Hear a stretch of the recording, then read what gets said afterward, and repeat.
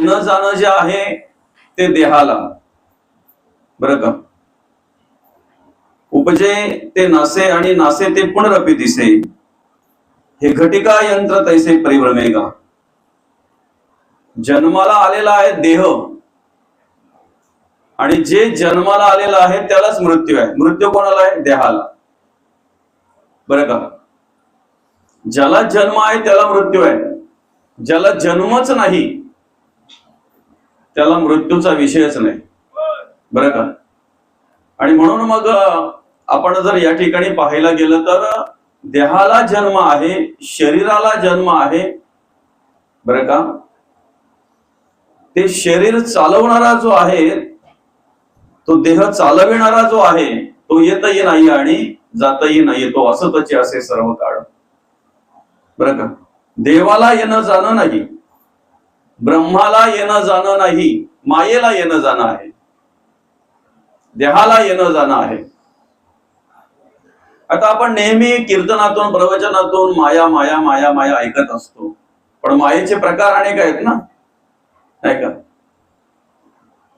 मूळ ब्रह्माने अर्थात त्या परमेश्वराने सृष्टी रचना करण्याचा संकल्प जो केला आणि सृष्टी रचना करण्यासाठी तो संकल्प सिद्धीला जाण्यासाठी जिचा आधार घेतला ती महामाया, बरं का, ती महामाया. दुसरं म्हणजे सृष्टीची जी रचना केली त्या रचना करत असताना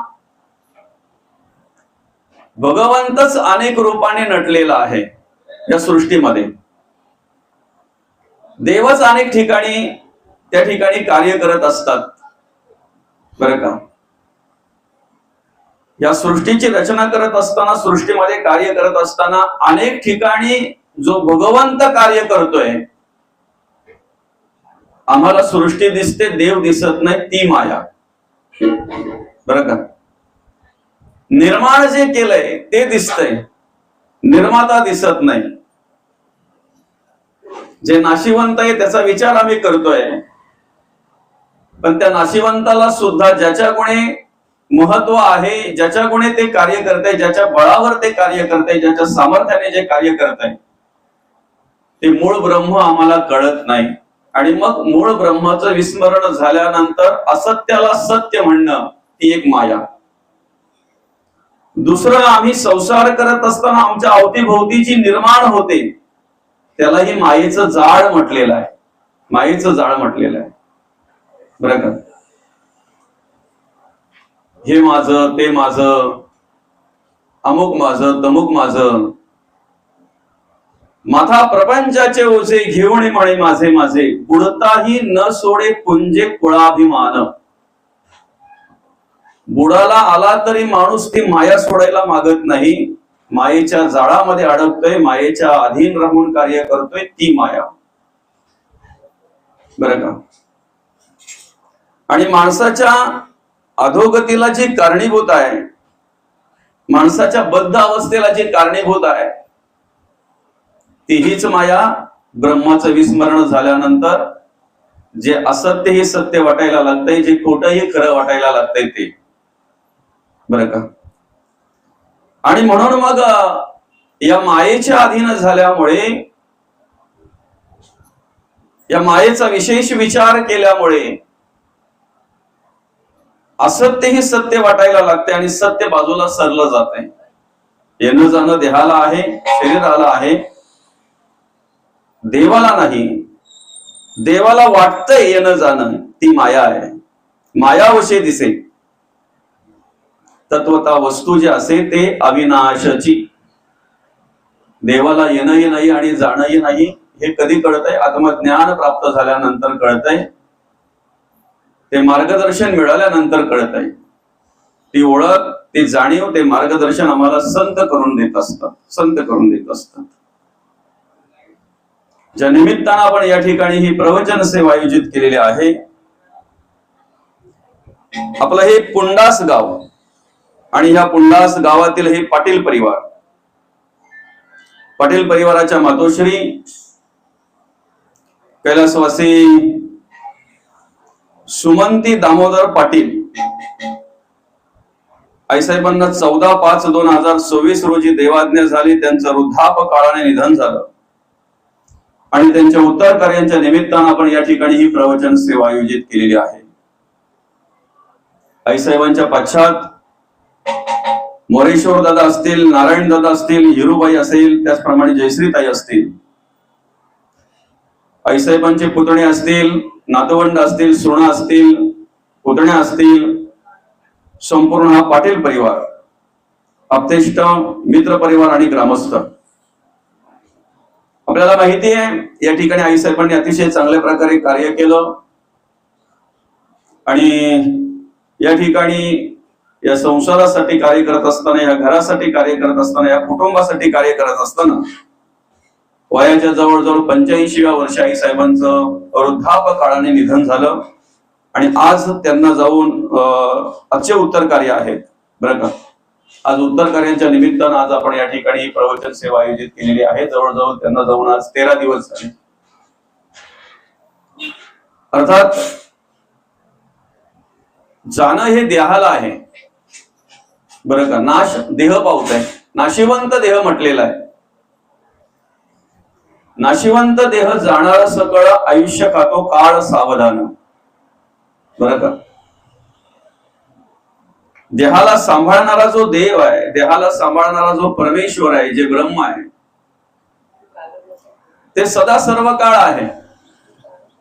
ज्याप्रमाणे एखाद्या माणसाने शर्ट बदलला म्हणजे माणूस बदलत नाही, कपडे बदलले म्हणजे माणूस बदलत नाही. वेगवेगळ्या कार्यक्रमाप्रमाणे त्याला कपडे परिधान करावे लागतात, कपडे घालावे लागतात. त्याप्रमाणे माणूस माणसाच्या आयुष्यामध्ये ज्याप्रमाणे कर्म करतोय त्याप्रमाणे त्या देवाला पुढे देह निर्माण होतोय, ती योनी निर्माण होत असते बरं का. अगदी साधं उदाहरण आहे बघा, साधं उदाहरण आहे. तुम्ही तुमच्या परिस्थितीनुसार कपडे परिधान करत असता. आपण या ठिकाणी सर्व बसलेलो आहोत, सर्वांचे कपडे सारख्या किमतीचे आहेत का बरं? सारख्या किमतीचे नाहीत. ज्याची जशी परिस्थिती असेल तशा पद्धतीने तो कपडे वस्त्र परिधान करत असतो बरं का. परवा मी ऐकलं ते ज्या वेळेला लग्न जमलं त्यावेळेला मध्ये काहीतरी त्या दोन्ही परिवाराची धुसफूस झाली असेल, कारण छोट्या छोट्या गोष्टींवरून ते होत आहे बरं का. आणि त्या नवरदेवाला ज्या वेळेला कपडे घ्यायला बोलवलं बरं का, नवरीवाल्यांनी कपडे घ्यायचे होते, वधूकडील कपडे घ्यायचे होते नवरदेवाला. 80,000चे कपडे घेतले बरं का. आता घेतल्यावर वगैरे सगळं काही झालं, ठीक आहे, चला. रागाने त्याने किती 80,000चे कपडे घेतले नवरदेवाने, त्याने पण घेऊन दिले, सगळं काही झालं काय. आणि मग असं आहे ते बाबा, कपडे घ्यायला गेले ज्या वेळेला पण घालायला लागते. आहे का असं काही? एखाद्या हॉटेलमध्ये नेऊन जेवायला घालायला लागते का? आहे का असं? आहे ना बाबा. जेवायला गेल्यानंतर त्या वधूकडील एक नातेवाईक होते, ते त्या नवरदेवाच्या बाजूला त्या टेबलावर बसले जेवायला आणि हळूच विचारलं, पसंत आले ना तुम्हाला कपडे? अगदी तुमच्या आवडीचे घेतले तुम्ही? हो म्हणे, माझ्या आवडीचे घेतले, पसंत आले. थोडा वेळ जरा चढवलं त्याला, मस्त घेतले, चांगले घेतले, फार छान, फार सुंदर दिसाल तुम्ही. 80,000 म्हटल्यानंतर कपडे पण तसे आहेत ना, लोक पण विचारतील, लोक पण बघून खुश होतील. आणि थोडा वेळ बोलल्यानंतर मग तेवढ्यात पटकन विचारलं, याच्या आधी कधी तुम्ही एवढे महागाईचे कपडे, एखादा तरी ड्रेस तुमचा आहे का? काय झालं असेल, त्याच्या हातातला घास जो होता तो खाली पडला. समजतंय ना? महत्वाचा विषय काय माहितीये का आपल्याला? तो विषय बाजूला राहू द्या. महत्वाचा विषय असा आहे की ज्या पद्धतीने माणूस प्रत्येकाच्या परिस्थितीनुसार या ठिकाणी वस्त्र, कपडे घेत असतो, कपडे घालत असतो, त्याची शिल्लकच म्हणायला लागेल ना. परिस्थिती म्हणजे पैसा अडका त्याच्याजवळ जसा आहे त्याच पद्धतीने, नाही का मग दादा? कोणाचे 5,000चे असतात, कोणाचे 10,000चे असतात, कोणाचे 15,000चे असतात. कोणाची 5,000ची साडी, कोणाची 10,000ची, कोणाची 15,000ची. जसे तुमच्याकडे पैसे असतील जमा, त्या पद्धतीने तुम्ही त्या ठिकाणी वस्त्र घेत असतात, कपडे घेत असतात. तसे तुमच्याकडे जसं पुण्य जमा असेल ना, ऐकताय का, जसं पुण्य जमा असेल ना, तसं त्या आत्म्याला, त्या जीवात्म्याला पुढे योनी प्राप्त होत असते. पुढे योनी प्राप्त होत असते. पुण्य आहे की पाप आहे? पाप जर जमा असेल तर पुढे जे काही असेल ते, पुण्य जर असेल तर पुढे जे काही असेल ते, पापा पुण्याप्रमाणे ते पुढे त्याला ती योनी प्राप्त होत असते. यावं जावं कोणाला लागतंय? येणं जाणं. अगदी जन्म मृत्यू हा देहाला आहे. जन्माला देह येत असतो, जात असतो देह, पण एखादा देह सोडल्यानंतर जीवात्मा जात नाही. बरं का मौली? जीवात्मा जात नाही. जीवात्मा हा दुसऱ्या योनीमध्ये, दुसऱ्या ठिकाणी परावर्तित होत असतो, त्या कर्माप्रमाणे, त्या विचाराप्रमाणे. मग तुम्ही काय करताय त्याच्यावर अवलंबून आहे. आयुष्यामध्ये तो अंतरात्मा असताना आम्ही कसं जगतोय, कसं वागतोय, याला खूप महत्व आहे, खूप महत्व आहे. आम्हाला काय करायचंय माहितीये का? या जी सृष्टीची निर्मिती भगवंताने केलेली आहे ना, त्याच सृष्टीमध्ये देव आहे. ज्या देहामध्ये आम्ही देव शोधण्यासाठी आलोय की नाही, देव पाहण्यासाठी आलोय की नाही, देवाचं कार्य करण्यासाठी जो देह आम्हाला प्राप्त झालेला आहे ना, त्याच देहाच्या ठिकाणी तो देव आहे. आमचं झालंय काय माहितीये का? आम्ही शोधतोय पलीकडे, आम्ही शोधतोय बाजूलाच कुठेतरी. ते अंगण्यामध्ये एक आजी बत्ती घेऊन आणि ती सुई शोधत होती, बरं का. ज्या वेळेला तिने बत्ती घेतली, बत्तीचा प्रकाश, रात्रीची वेळ होती, अंगण्यामध्ये ती सुई शोधायला लागली, दिसत नाही म्हणून तिने नातवाला हाक मारली आणि नातवाला सांगितलं, दादा आतमध्ये अमक्या अमक्या ठिकाणी माझा चष्मा आहे, तो घेऊन ये. तशी दिसत नाही, चष्मा लावून तरी दिसेल. म्हणून चष्मा लावला आणि ती शोधायला लागल्यानंतर नातू पण शोधायला लागला सुई. नातवाने विचारलं, आजी काय शोधते? अरे सुई पडलेली आहे माझी, मी ती शोधते. बरं का. हे दोघेही शोधत असताना शेजारची एक काकू आली, ती विचारते, आजी काय करताय? आई काय करताय तुम्ही? म्हणे अगं सुई पडली माझी, ती शोधते. आणि मग तिने पण विचार केला की नातू आणि आजी जर सुई शोधते तर आपणही त्यांना मदत करावी, म्हणून तीही शोधायला लागली. तिथून एक दुसरा माणूस चाललेला, त्याने बघितलं ही तिघेही काय काय काय काय शोधतायत. तेवढ्यात त्याने विचारलं, काय शोधताय? तेव्हा त्या काकेने सांगितलं, आजीची सुई, या आईची सुई या ठिकाणी पडलेली आहे. आणि तो नातू बोलतो, आईची सुई शोधतोय. ती आजी बोलते, अरे सुई पडलेली आहे, हरवलेली आहे माझी, ती शोधते मी. बरं का. त्या माणसाने बघितलं आजूबाजूला कुठे काही शिवायला वगैरे घेतलेलं काही कापड वगैरे काही दिसत नाही, धागा वगैरे काही दिसत नाही. आणि मग इथे सुई पडायचा विषय काय आहे? तेवढ्यात त्याने तो विचार केला आणि तेवढ्यात विचारलं, आई तुम्ही कुठे काय शिवायला घेतलं होतं? म्हणे हॉलमध्ये. मग तुमची सुई पडली कुठे? म्हणे हॉलमध्ये. मग मला सांगा, हॉलमध्ये पडलेली सुई अंगण्यामध्ये आयुष्यभर सापडली, शोधली तरी सापडेल का? बरं, कुठला चष्मा लावला तर शोध सापडेल ती? कुठला चष्मा लावला तर सापडेल ती? तसं आमचं झालंय माऊली, आमचं झालंय. अजून कितीही जण जरी आली असती तरी सापडली नसती ना. अजून कितीही जरी शोधायला आली असती तरी सापडली नसती ना. तसंच आपलं झालंय दादा. ज्या ठिकाणी आहे त्या ठिकाणी न शोधता आम्ही कुठे शोधतो? कुठे शोधीशी रामेश्वर आणि कुठे शोधीशी. जोपर्यंत आम्हाला अंतरीचा भगवंत कळत नाही, आमचा देव आम्हाला कळत नाही, आमच्या देहात असलेला आम्हाला सांभाळणारा देव जोपर्यंत आम्हाला कळत नाही, तोपर्यंत मंदिरातला देव आम्हाला कळणार नाही, तीर्थक्षेत्रीचा देव आम्हाला कळणार नाही. कळेल का? काय झालंय? ज्या सृष्टीची निर्मिती भगवंताने केले, त्याच सृष्टीमध्ये जे निर्माण केलंय त्याच्यातच देव आहे. काय? जे निर्माण केलंय त्याच्यात देव आहे. ज्या वेळेला आपण झाडं तोडतोय, वृक्ष,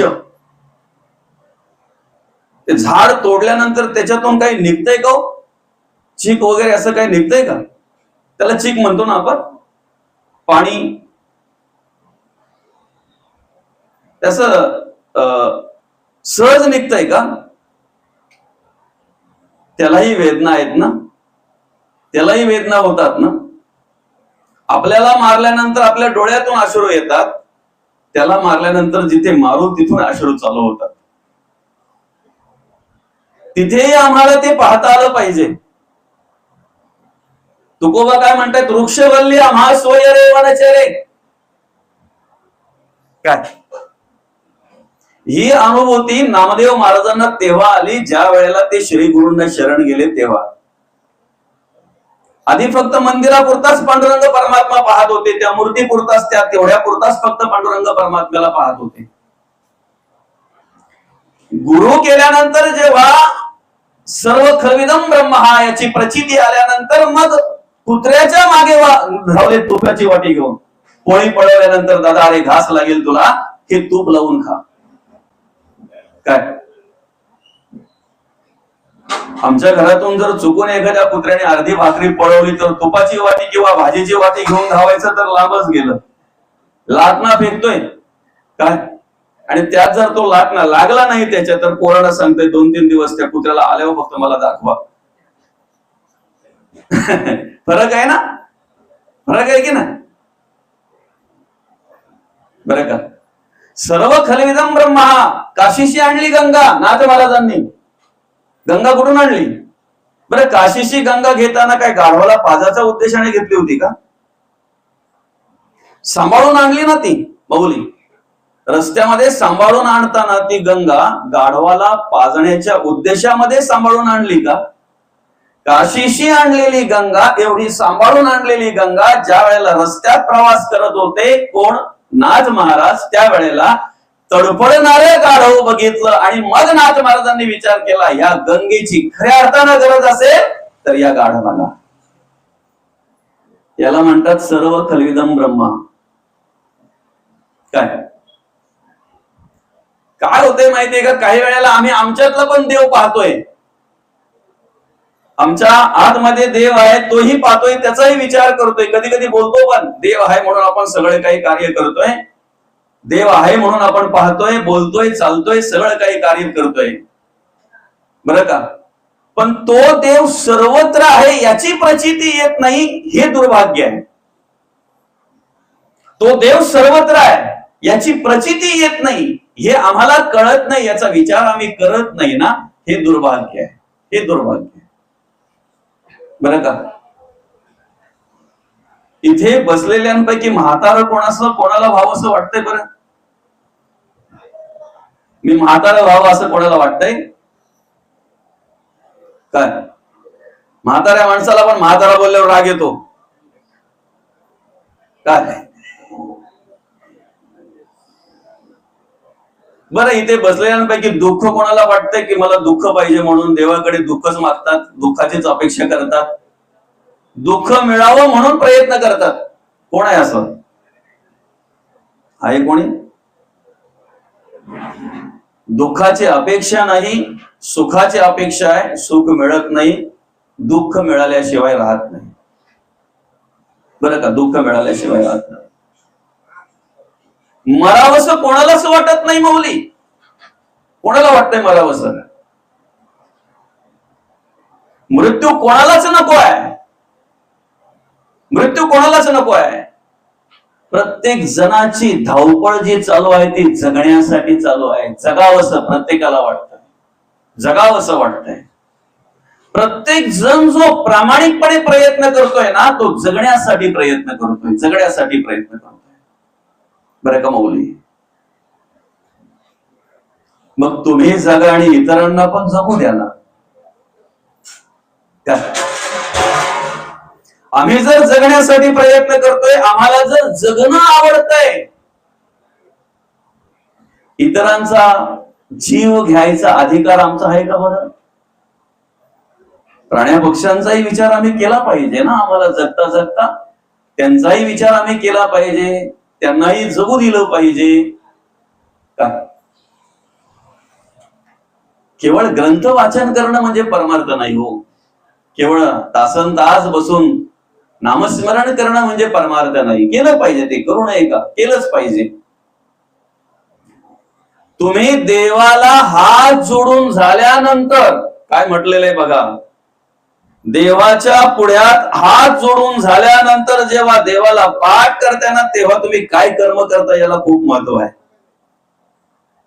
मंदिरात गेल्यानंतर तुम्ही देवाचं नामस्मरण करताय, मंदिर सोडल्यानंतर तुम्ही काय करताय याला खूप महत्व आहे. तुम्ही उपासना करताय ठीक आहे, तुम्ही देवपूजा करताय ठीक आहे, तुम्ही ग्रंथ वाचन करताय ठीक आहे, तुम्ही देवाचं नामस्मरण करताय ठीक आहे, ते करून झाल्यानंतर काय करताय याला महत्व आहे. दुसरं सांगू, इतर वेळेला आम्हाला व्यवस्थित जगण्यासाठी सामर्थ्य मिळावं म्हणून आम्ही उपासना करायची. इतर वेळेला आम्हाला जगण्यासाठी बळ मिळावं, चांगलं जगता वागता यावं, त्यासाठी आम्ही देवपूजा करायची, आम्ही ग्रंथ वाचन करायचं, आम्ही देवाचं नामस्मरण करायचं आहे.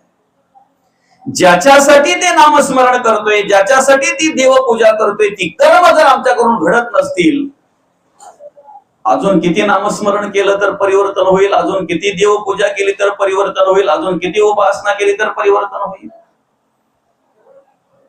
काय प्रत्येक कर्म करताना आम्हाला देवाला साक्षीला ठेवता आलं पाहिजे. काय एकदम साधं उदाहरण सांगू तुम्हाला, ज्या वेळेला हात जोडून देवाला प्रार्थना करून अन्न हे पूर्ण ब्रह्म त्या ठिकाणी पाहून असं जेव्हा आमच्या ताटात असेल तेव्हाच आम्ही हात जोडत असतो, देवाला प्रार्थना करत असतो. खरंय की खोटं? काहीतरी असलं तर आपण देवाला प्रार्थना करू काय? वेगळं काही जर असलं तर त्यावेळेला देवाचं स्मरण करू आपण, तेव्हा आपलीच बुद्धी सांगते हे चुकीचं करतोय आपण. खरंय की खोटं? हे चुकीचं खातोय आपण, हे नाही खायला पाहिजे, आपली बुद्धी आपल्याला सांगते. देवाला हात जोडून पूर्ण ब्रह्म म्हणून त्या अन्नाकडे पाहून उदर भरण नव्हे जाणीचे यज्ञ कर्म म्हणून आम्हाला जर त्या ठिकाणी कर्म कार्य जर करायचं असेल, हात जोडून जर ते अन्न ग्रहण करायचं असेल तर ते अन्न सुद्धा त्याप्रमाणे पाहिजे. काय पहिली गोष्ट म्हणजे चोरी लबाडीचं असेल तर तुम्ही देवाला हात जोडू शकत नाही. अन्न हे पूर्ण ब्रह्म म्हणून त्याच्याकडे पाहू शकत नाही. दुसरं म्हणजे जर एखाद्या प्राण्या पक्षाचा जीव घेऊन जर तुम्ही तुमची भूक भागवत असाल तर तेव्हा सुद्धा तुम्हाला देवाचा स्मरण करण्याचा अधिकार नाही, अन्न हे पूर्ण ब्रह्म म्हणण्याचा अधिकार नाही. हे खायचं झालं, पाहायचं पण बरंच आहे ना. काय मौली, हे खायचं झालं, पाहायचं पण बरंच आहे ना, ऐकायचं पण बरंच आहे.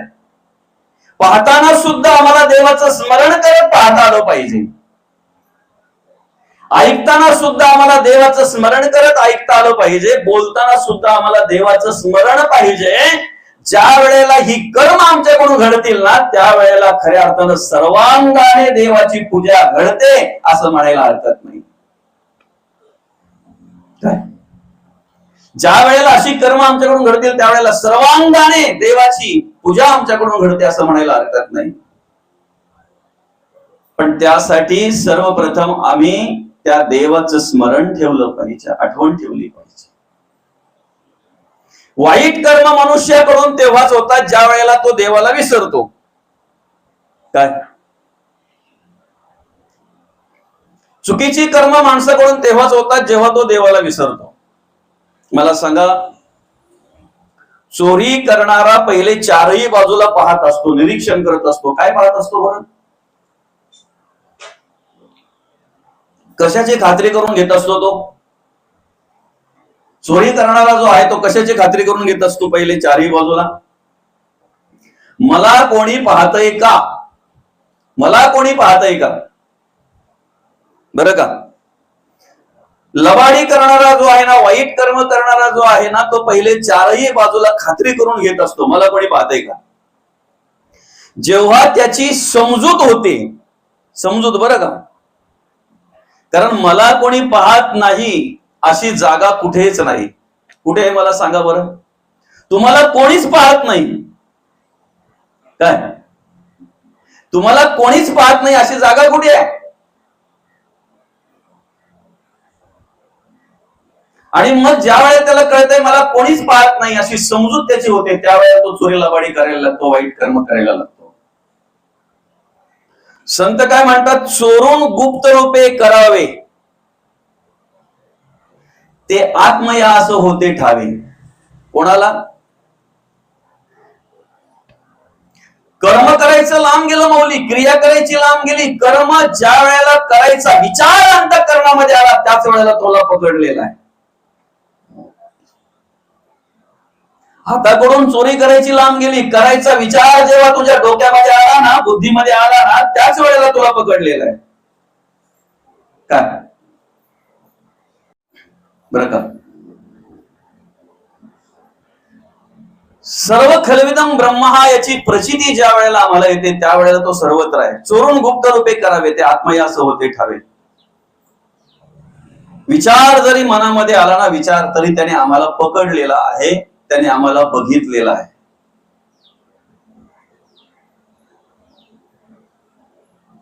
चोरून गुप्त रूपे करावे आत्मयास होते ठावे. कर्तृत्व याच्याने स्वभावी सकळ काही. ज्या वेळेला इतरत्र न पाहता अंतर्मुख होऊन स्वतःकडे पाहिल आणि त्याला प्रचिती येईल की मला बाहेर व्यक्तिशः जरी कोणी पाहत नसेल, बरं का, मला बाहेर व्यक्तिशः जरी कोणी पाहत नसेल तरी अंतरात्मा मला माझा पाहतोय, ही साक्ष ज्या वेळेला त्याच्या अंतःकरणामध्ये असेल, साक्षी ब्रह्म म्हणून ते कार्य करते माझ्या अंतःकरणामध्ये, याची प्रचिती, याचा विचार ज्या वेळेला त्याच्या मनामध्ये असेल त्यावेळेला चोरी करणारा चोरी करणार नाही, लबाडी करणारा लबाडी करणार नाही, वाईट कर्म करणाऱ्याकडून वाईट कर्म घडणार नाहीत.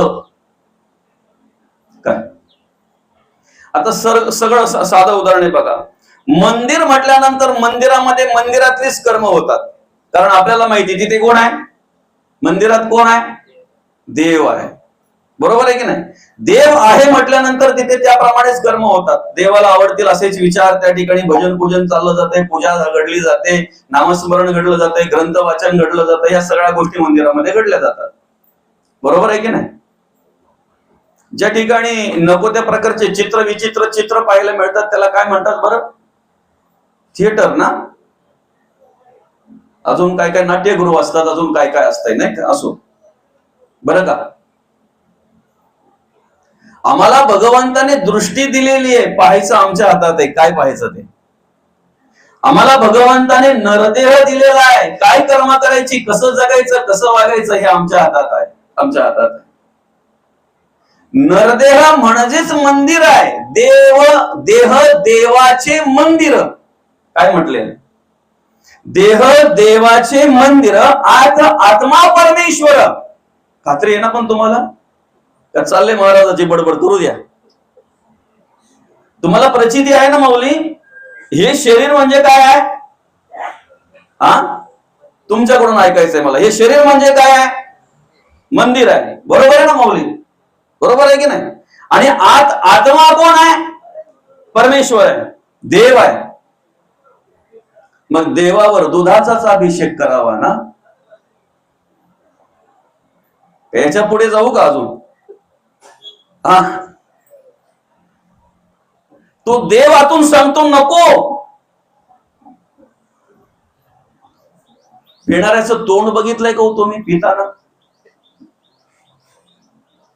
पिणाऱ्याचं तोंड पिताना बघितलंय का तुम्ही? असं असं किळस करता येते पहिले, असं अंगाला काटा आल्यासारखं करते पहिले.